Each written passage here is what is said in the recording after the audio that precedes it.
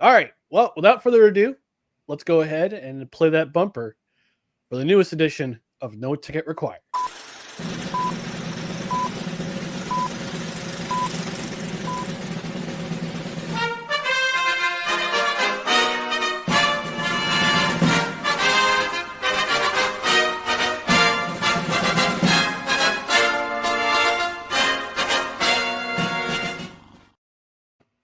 And tonight's movie is from 1984. I said 1982 last week, and that was a mistake on my part. 1984, The Natural, starring a list of luminaries. My goodness. Robert Redford, Glenn Close, Barbara Hershey, Kim Basinger. Wow. Let me think who else. Wilfred Brimley. Michael Madsen's in this movie for a hot minute. He just recently passed away. Yeah. Bunk Bailey. Amongst others, you can find them in the credits. They'll always be Joe Don Baker, always also in the credits. He played Whammer. Yeah. Robert Duvall, of course. Oh yeah, Robert Duvall. Bobby Duvall and of course Bobby Duvall, one of the greatest actors of our lifetime. That's for sure. Oh yeah, yeah. But we're gonna chop it up and talk about this movie. Why we let Wize know ahead of time what we're gonna review for the summer because we had him on last year, as we stated. Dustin stated we had him on for the program, and he said, "Yeah, let me have on for The Natural." Like, all right, cool. Well, we're gonna review The Natural with him. So, Wize, what were your impressions of this movie? I mean, first of all, do you remember seeing it in the theaters? Did you watch it on cable TV growing up? Did you watch it on VHS? I mean, just a tape rental growing up. What was your memories of watching it on VHS growing up and on HBO growing up? Yeah. Yeah. So, but I love baseball, as you can tell. Yankee Stadium is behind me, of course. And to me, this is one of the greatest baseball movies ever made, man. It was just an amazing story. So I'm excited. That's why when you showed me the list of movies y'all were doing this summer, I was like, oh, I got to do The Natural. We're already on 9 movies for next summer, so we got to give you a list of what we're going to do. What we're going to do next summer. We're going to try to put it to. We're thinking about putting it into a vote for movie number 10. So, well, I think we should. We should. But let's talk about this movie a little bit. The tagline, well, not the tagline, but the synopsis on IMDb says a middle-aged unknown. I have a problem with that. A middle-aged unknown comes seemingly out of nowhere to become a legendary baseball player with almost supernatural talent. I have a bone to pick because 35 is not middle-aged. Maybe in the 1930s it was, but 35 is not. It's not middle-aged. So I'm going to lead off. I'm going to have Wize lead off and tell us about his thoughts about the movie because Dustin and I, we always have our thoughts about it. We chop it up a little bit. But before we get to it, we got a comment in the comment section from Desi saying, "Hey, y'all. Hey, Desi. How's it going tonight? Thanks for joining us, my lady." But Wize, let's get your thoughts about this movie. I'm sure you had a chance to watch it again recently or this past weekend. Or it was just from your memories of watching it as a young man. As a young Wize, let's get your thoughts about this movie. Oh, actually, I was watching it today. You watched it today? Okay, cool. All right, it's fresh in your mind. Awesome, love it. No. It's always like I said. I'm a big baseball fan, and I can always remember this movie. Like it's sad how it begins and everything with when you see him growing up and his dad showing him to play baseball and all that, and he actually is there when his father passes away, and so all that, right? I kind of forgot all about that, and then when I started rewatching it, it's like, man, like story starts off real sad, and then even when he tries out for the Cubs and all that, and the whole situation happens with him being shot and not fulfilling that part, and then later on becoming the legend that he is in the movie. It was just it was amazing to me growing up anyway at that time. Mm-hmm. Now, what stood out to you? I mean, other than the kind of emotions you go through emotionally, you get the sadness towards the beginning and during the beginning, and then things start to pick up a little bit during the rest of it. But what are some other thoughts about this movie? What did you think of? Now, I looked up some of the facts about this movie. In this movie, in the beginning when he goes to take the train to Chicago to play for the Cubs. He's 19. Then we see him get a role in the Knights. He's 35. It's 16 years later. Yeah. Robert Redford was 47 years old when this movie was made. Now, I know I'm supposed to suspend disbelief, but I have a really hard time believing a 47-year-old man should be playing a 19-year-old. He looked the same. He looked the same at 19 as he did at 35, and then It's Howard Stern Private's Partridge. Yeah, they parted his hair differently. That's what it was supposed to. You gotta remember, it's the 80s, and of course, it's not like how it is now, where you can do CGI and all that stuff. But of course, it's hard to believe that yes, he played a young teenager at first, and then he still looks the same way when he's 35 years old. So that kind of but. The story itself, but besides the mess up on the age,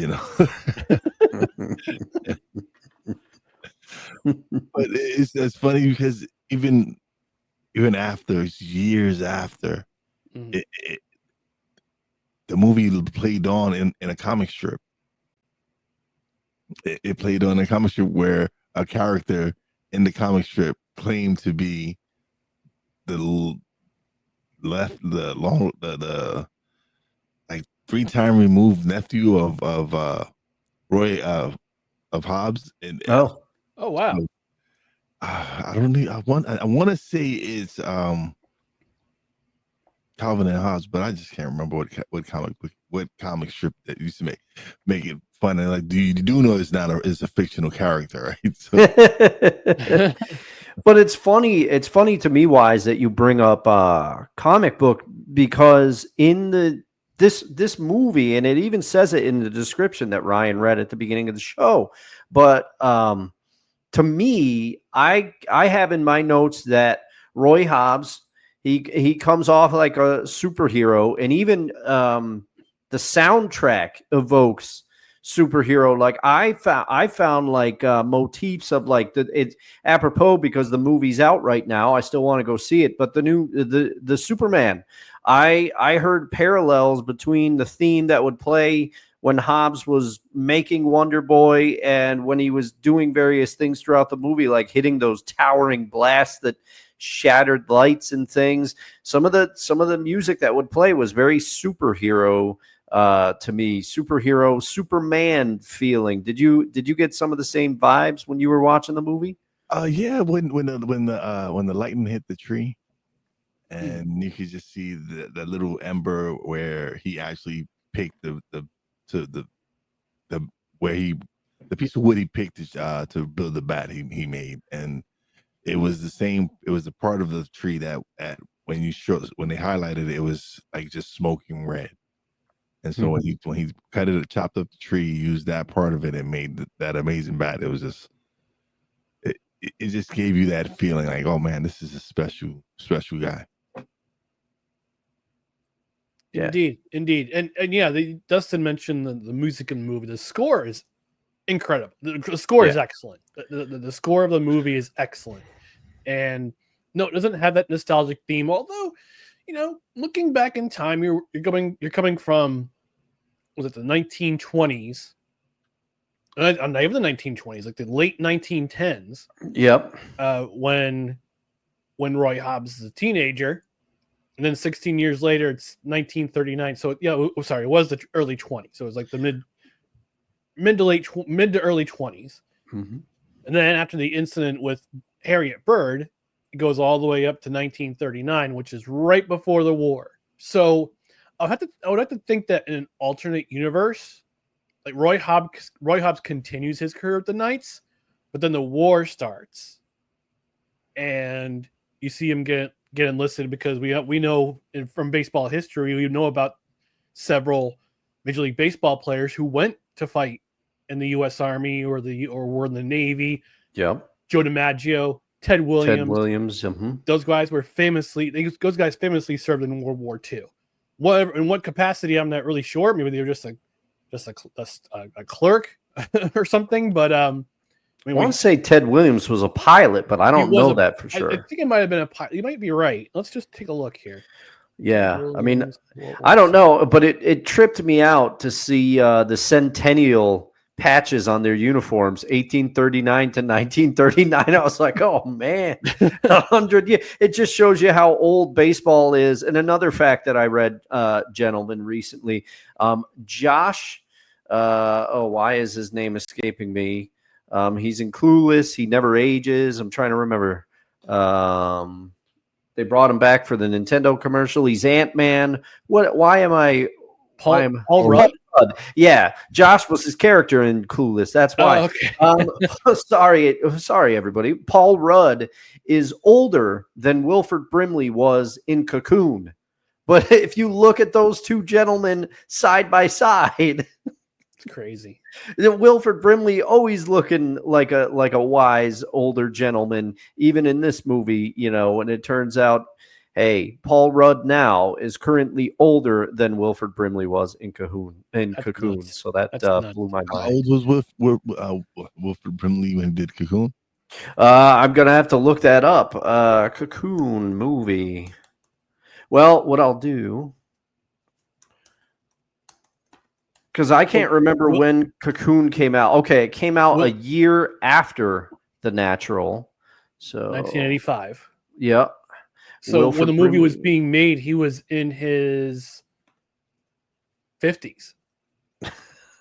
Oh man.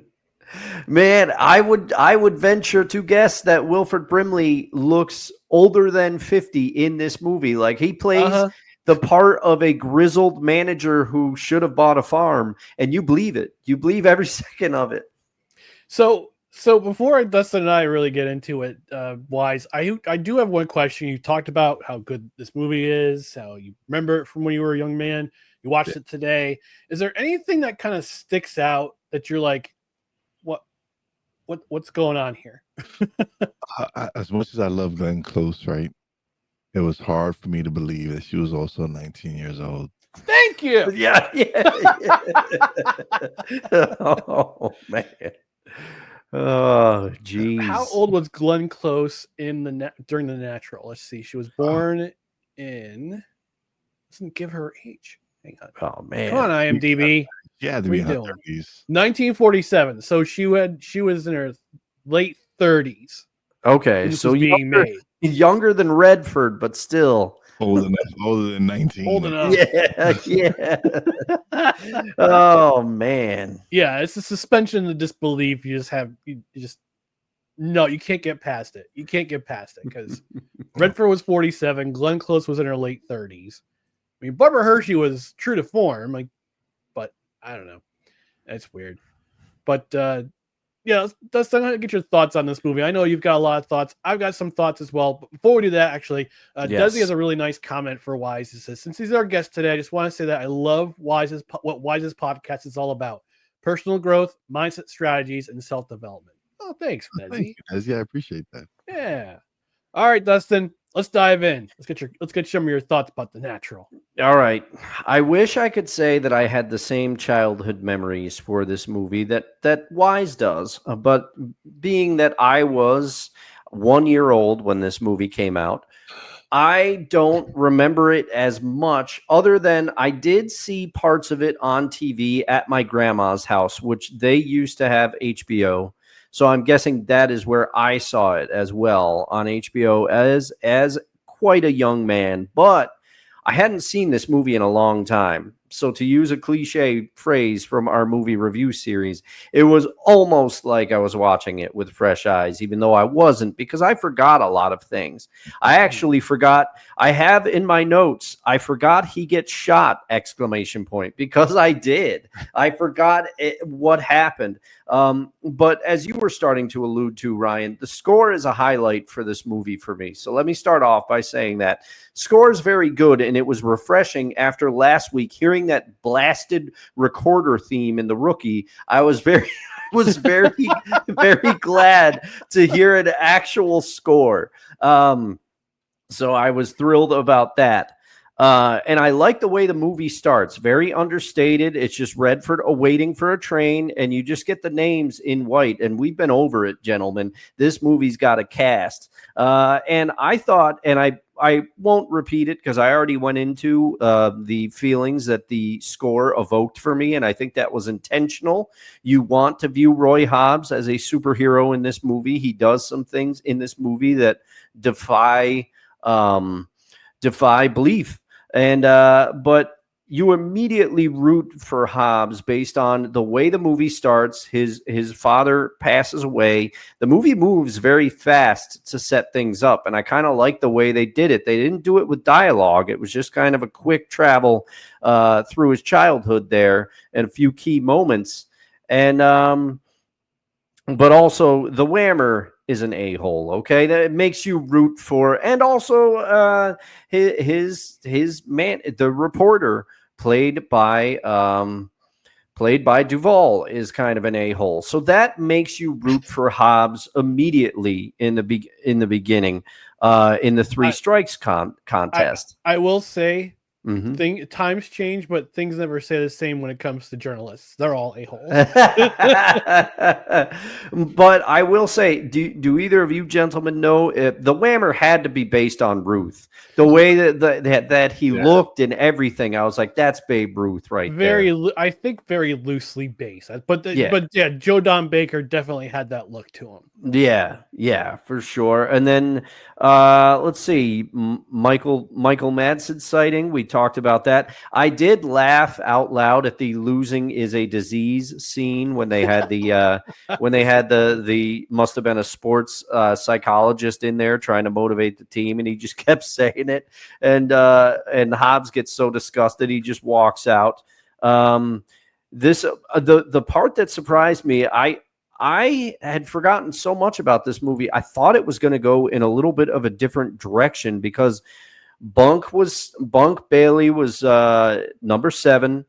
Hobbs was number 9. Hobbs seemingly came from nowhere. We're all Yankee fans here. I was like, is Bunk Bailey supposed to be the mantle in this situation? And Hobbs is the Maris who kind of came from nowhere to eclipse Mickey Mantle that one magical summer that my dad talked about back in the day. I mean, I don't know, but then Bunk Bailey dies, everybody. Spoiler, I'm sorry, but I did not expect him to go through a wall and die. I remembered that he died. I just couldn't remember the manner in which he died. I know it was a baseball related thing. Yeah. I thought he got hit in the head by a baseball, but I forgot he went through a wall. He went through the right field wall. Yeah. Yeah, he went through the wall, and I didn't expect him to die. Roy Hobbs is a paragon of virtue. It's a little cheesy sometimes, but you root for him. Of course you root for him. And then I might be reaching too far on this one, gentlemen, but I felt that there was an angel and devil parallel between Kim Basinger and Glenn Close. Glenn Close adorned in white when you see her most of the time when she's grown up in this movie. He's dressed, she rises, and when he's in his slump, because Wilfred Brimley warns him, he says, hey, my niece is bad news. She brings bad, I love her, but she brings bad luck to anybody that she's with. And as soon as Roy Hobbs starts seeing Miss Basinger, he can't hit anymore. He goes into a huge slump, and then and then Glenn Close. I'm sorry. I just think of Mickey from Rocky. Women make you weak. Yeah, but then Glenn Close, she's in white a lot of this movie, and Roy Hobbs, it's almost like he sees her, she stands up, and it's kind of like she's like the angelic presence. I drew that parallel. Angels in the Outfield, for those who aren't watching. Come watch us on YouTube, folks. Watch us live. Yeah. But I was with parts of this movie, but I must say I think some people are going to be surprised where it ranked on my list due to a couple of things. With the plot going where the judge just wants to he wants to basically get Wilfred Brimley out from owning the team, and the team has to lose to do that. So he's hiring gamblers who have bet money, and the dad from Christmas Story, I forget his name because I wrote it down I didn't write it down in my notes. He has a vendetta because Roy Hobbs cost him a lot of money back in the day. And it's just, there's all these things kind of surrounding it that, in my opinion, take away from this movie a little bit with the subplots and the length of it. But as Roy Hobbs as a character, I definitely rooted for Roy Hobbs, and they definitely drilled home supernatural power. Nobody seemed concerned when he hit the lights with the home run and sparks are flying down on his teammates. No one got hurt from it. Everything was all right. But it's good to see Roy Hobbs made it out alive. And with that, I pass it to you, Ryan. So I'm trying to look up the name of the actor. I can't remember his name. It's Gavin. It's Gavin. Oh, from yeah, Gus. Yep, Gus Sands. It just came to me. Darren McGavin. Okay, yep. He's not listed in the credits at all, though, on IMDb, which is weird. That's strange. Very strange. Very strange. All right, so I was doing the background work on IMDb and other websites. Barry Levinson, the director of this movie, he's actually the guy doing he's the play-by-play announcer on the radio. Oh, okay. I did not know that. That's cool. Yeah, because I guess he wanted to go into broadcasting when he was in college, but he got steered towards film. See what other fun facts were there. So I guess the story is very loosely based on the Odyssey, or close to it, some Greek mythology tale about the hero, and you mentioned Dustin with Mimo and Iris. Like, I didn't realize that Iris was her name. I thought it was Maggie. Oh, I thought it was Maggie, but it's not Maggie. It's Iris. But yeah, the angel in white, the black, Mimo always wearing black. Mm-hmm. And then Mimo, I feel bad for Mimo because she is the definition of what would be called back in the day a flapper girl. Like a little bit rebellious, cut her hair short, like the girls did back in the day when they wanted to try to show their independence, and always got caught in the wrong type of crowd with the wrong type of guys. She was with Bump at the beginning. She's Pop's niece. Mm-hmm. So when she gets involved in the team, she gets involved with Gus and the judge. I don't know what kind of relationship she has with Gus. If it's what I think it is, and gross. But again, this is what it was back in the day. Like, women were starting to get more out there in terms of their sexuality. They're starting to flaunt their sexuality more, trying to present themselves more to men, and they would go on. So, and the route of dating meant that you go somewhere, you would go to dinner, and then you basically have relations. So she was that type of girl, and she was that type of girl throughout the movie. After Bump dies, gets involved with Roy. But I want to flip back to the beginning, and I read about the Natural, which it was actually based on a book of the same name, and I guess the book was a little bit more dramatic, a little bit more intense with the drama. But the creators of the film wanted to make it more inspirational. Mm-hmm. So in the beginning, when Harriet, played by Barbara Hershey, shoots Roy, in the book, she was a serial killer. Oh. Yeah. And she was actually going after the Whammer originally. And then she saw Roy Hobbs strike him out, and she calls him to her room. And that's where we see her dressed in black with the black veil, and she shoots him, and we will later find out she jumps off a ledge after she shoots him because she thinks she offed him. Turns out not to be true. But yeah, I mean, there's some good things and there's some bad things about this movie. Some good things, obviously the inspirational story. a man who is a lot of young man, potential, who's with a lot of potential when he's younger, runs into a wrong thing, and I wouldn't say has an accident, but something bad happens to him. And then he kind of loses his way for a bit. Then he goes back on the path that he thought he was supposed to be on. Eventually winds up in what's considered the major leagues in there, which is interesting because I'm surprised that Major League Baseball, and I'll have to look this up later. Maybe I'll do an addendum on this. But I'm surprised that Major League Baseball let the creators of this film use so many of the team names in this film. Like the Philadelphia Phillies, the Pittsburgh Pirates. The Cubs. The Cubs, the Chicago Cubs. I'm just very surprised that they let the creators of this film, TriStar Films, which is now, I guess they're associated with MGM.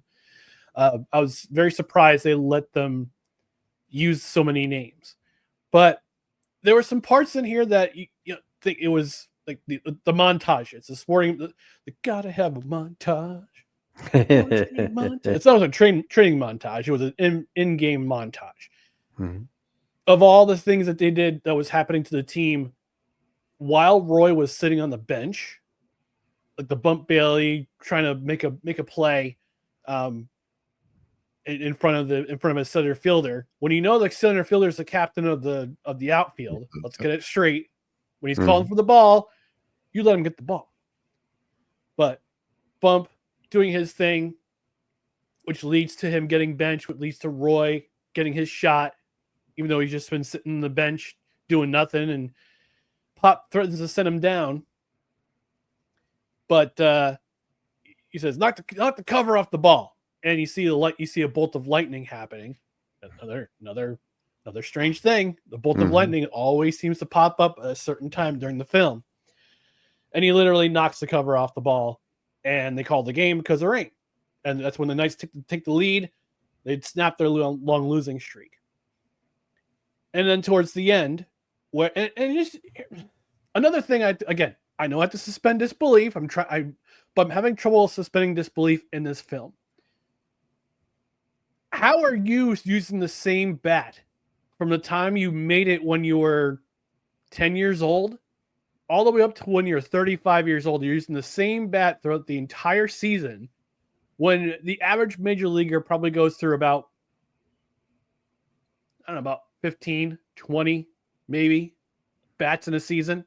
Because it's one special bat. Oh, it's a magical bat. I know. Yeah. Oh, it's Wonder Boy, Ryan. Tenacious D wrote about it. They wrote about it. What is the secret of your power? Anyway. Even Jack Black was wondering. Yes, it's true. That's true. Okay. All right. I get it. It's magic. No, it's a divine bat. It's from above. It is. But I'm with you though, and then it breaks in half perfectly during the championship game. And then the kid breaks out the Savoy special. But yeah, I don't know if you also noticed that Richard Farnsworth, who plays Red, who's the assistant manager, or I guess you could call him assistant manager, bench coach. Yeah, bench coach. Yeah, bench coach as you would during those days. Kind of in the beginning, when Roy comes to New York, acts like a father figure to him. He's asking him questions, getting to know him.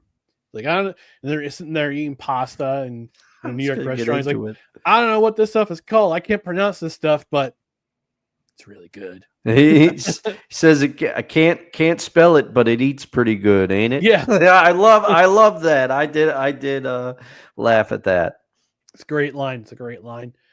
But yeah, it just goes through the ups and downs of Roy and his the dreams of when he gets shot.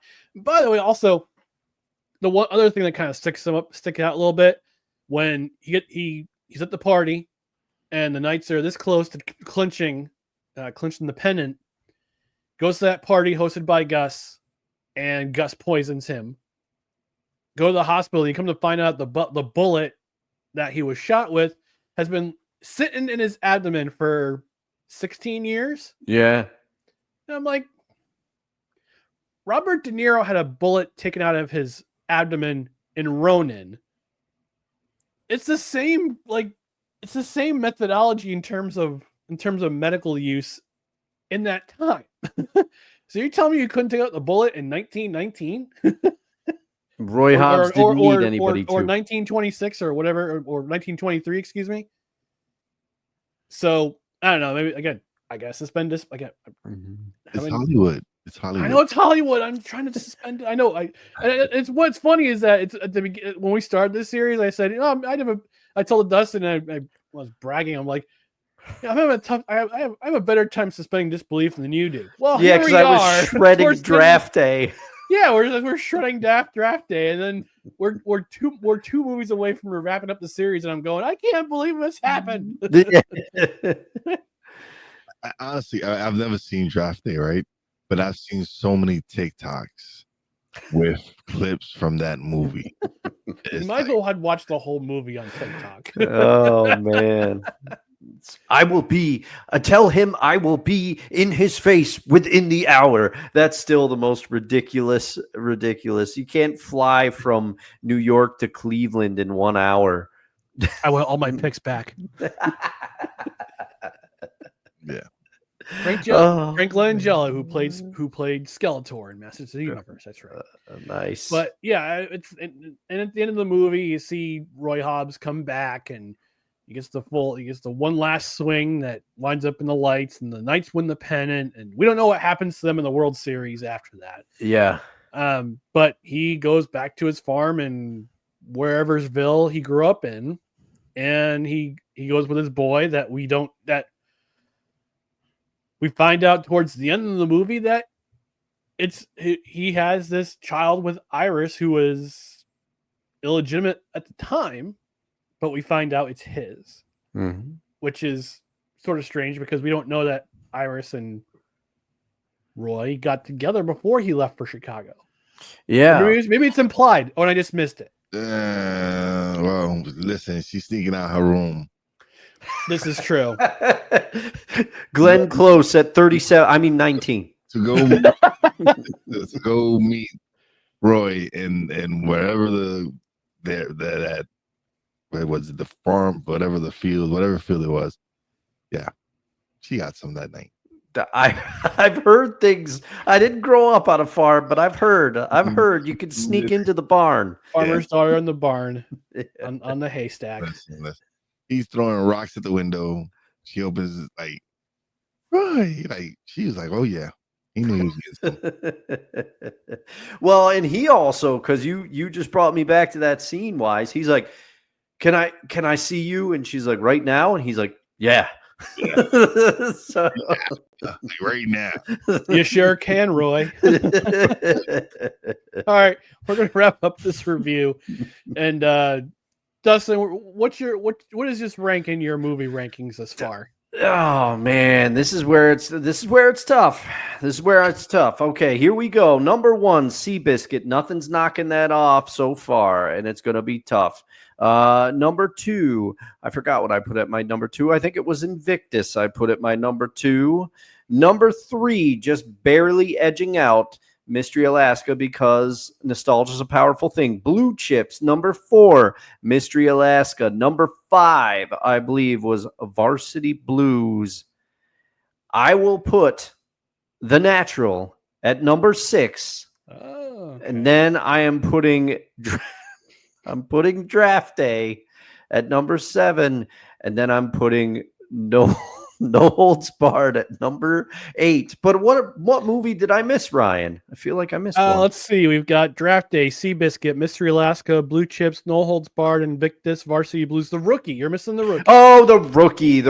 Okay. So I gotta revise. So after Varsity Blues, I put The Rookie. Which movie? What rookie is this? This is with Dennis Quaid. Yeah. Oh, okay, with Dennis Quaid. Okay. Dennis Quaid. So, okay, after Varsity Blues, I've got The Rookie. Then I've got The Natural. Then, because the movie, it was too long for me and the subplots.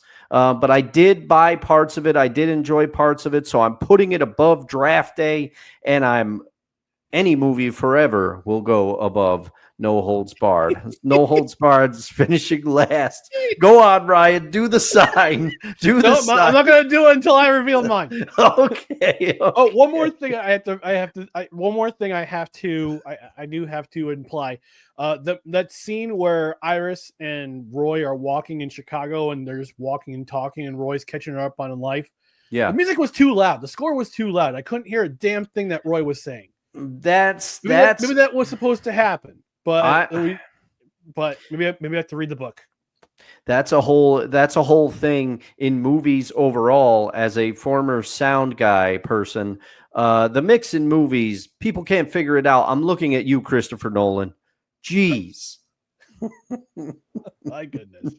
All right, my rankings. Seabiscuit, obviously number 1. Nothing's knocked that off since we watched it back on June 3rd. Wow, was that long ago? Damn. Oh, yeah. Then number 2, Mystery Alaska, followed by Invictus. Very close between 2 and 3. Number 4, Blue Chips, followed by Varsity Blues, followed by The Natural. All right. Followed by The Rookie, then Draft Day, then No Holds Barred, brother. You do it perfectly every time. Oh, Wise, you know what movie we're talking about, right? Yeah, yes, I saw it in the movie theaters. Actually, I was. Oh my God! Nice, nice. Yes.